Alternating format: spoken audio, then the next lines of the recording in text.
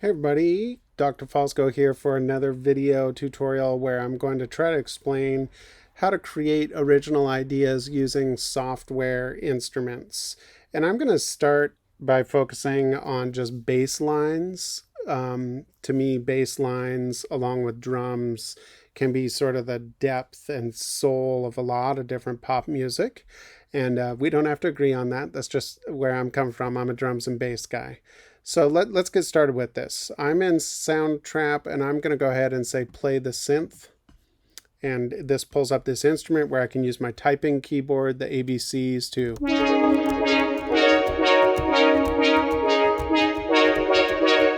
play.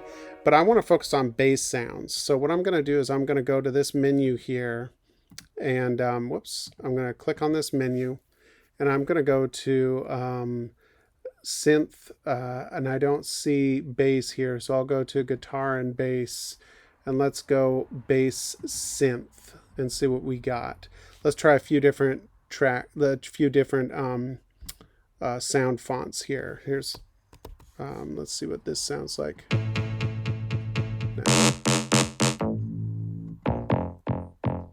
I kind of like that beanie bass.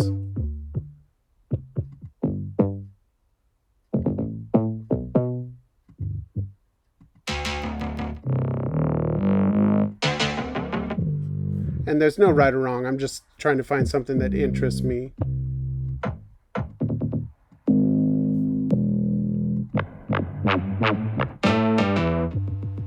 All right, I'm gonna go with that beanie bass. I can live with that one. Let's find, where was that?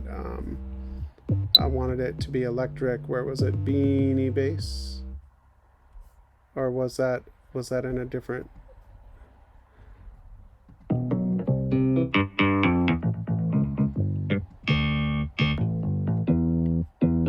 Oh, here, I'm in the wrong one. Here we go. So I'll double click that and it'll add it in. Here we go. Now, you can do this a few different ways. So I'm going to do a bass line two different ways. This first way I'm going to do it is I'm going to use the typing keyboard. And right now what I'm doing is I'm just sort of freestyling. I'm playing around with the keys I want it to be low. The bass lines are usually lower in pitch. And all I'm going to do is try to come up with something that's simple. I'm really just going to use two fingers. So I'm thinking like...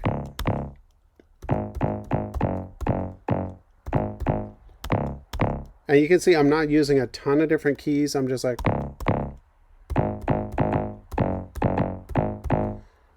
So maybe something like that. I'm going to put my click track on. I'm going to slow this down.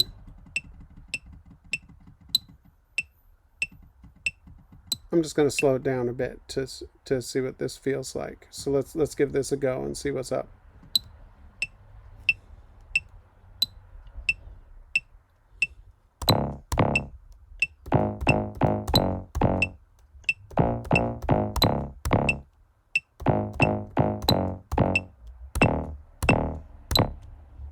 Let's see what that sounds like. So I just gave it a shot, huh? Let's see what it sounds like.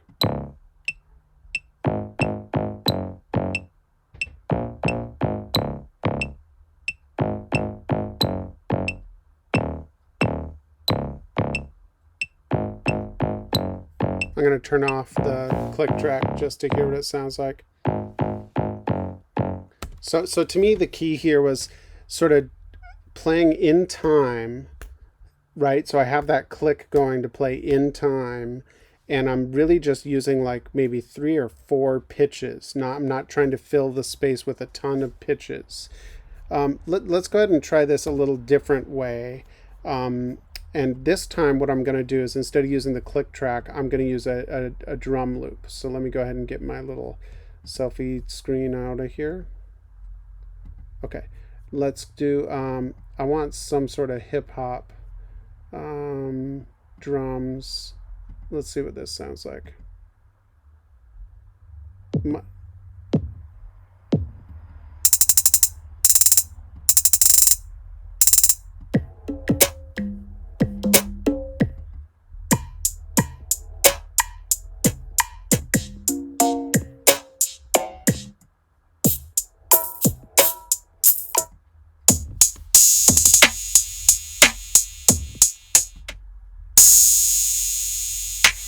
So I just really want like a straight up simple pattern.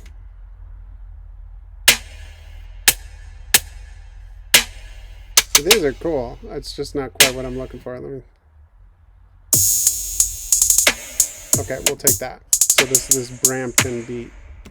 All right, and let's go ahead and repeat this out, I guess. There we go. I don't think I want to do it quite that long. Okay, so I'm going to do this a little bit different. Instead of using the metronome, I'm using the drums to help me keep track. And for some people, I find that like having more of a musical context instead of a chip, chip, chip of the metronome, that click track, instead having drums makes it feel more real.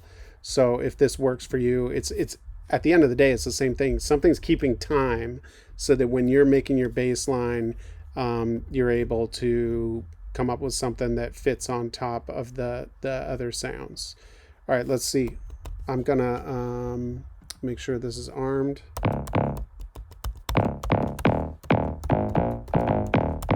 I'm gonna try just a little pattern.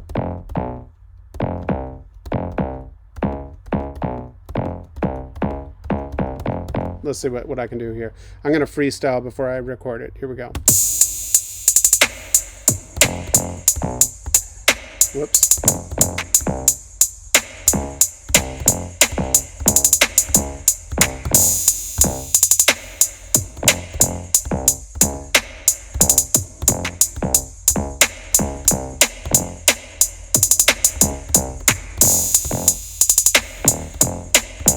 Okay, cool. I'm going to go ahead and do this now. I'm going to record it.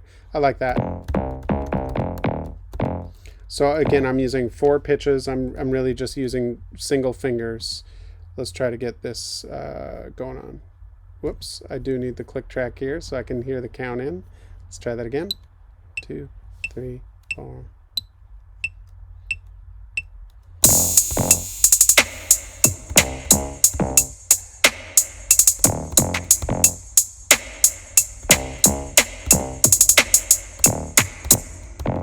Cool.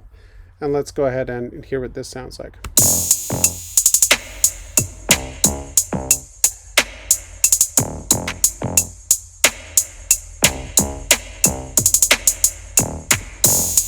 Yeah, it's okay. It's okay. I don't think it's like the most brilliant thing in the world, but it's okay. Let's go to the piano roll. Like I showed in the last video, if I didn't want to use the piano keyboard and play, I could use this pencil tool and pencil in different sounds that I wanted, and then use the grabber tool and put them exactly where I want them. I'm going to delete those. So that's another way of doing it.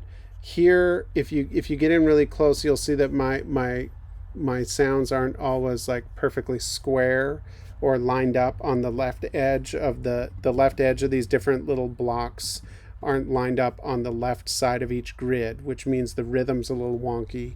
So what I'm going to do is I'm going to select all, Command A, and then I'll go up here to edit, and I'll say quantize to 1/16th note. And this just cleans up the rhythm a little bit. It might be hard to hear because it wasn't too far off to begin with. And now that we're having fun with this, we could add in some automation, maybe a sweep.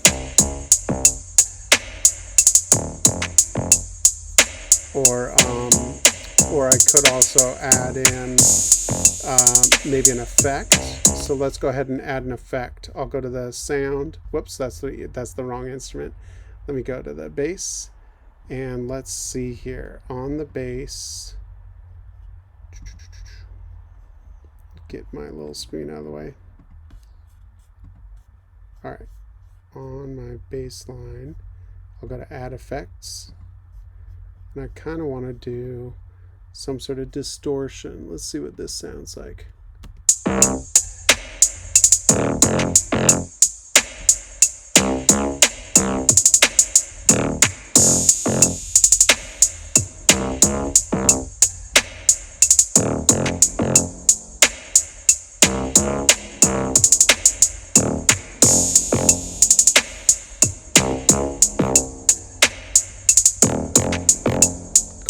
kind of sounds like the speaker's breaking a little bit.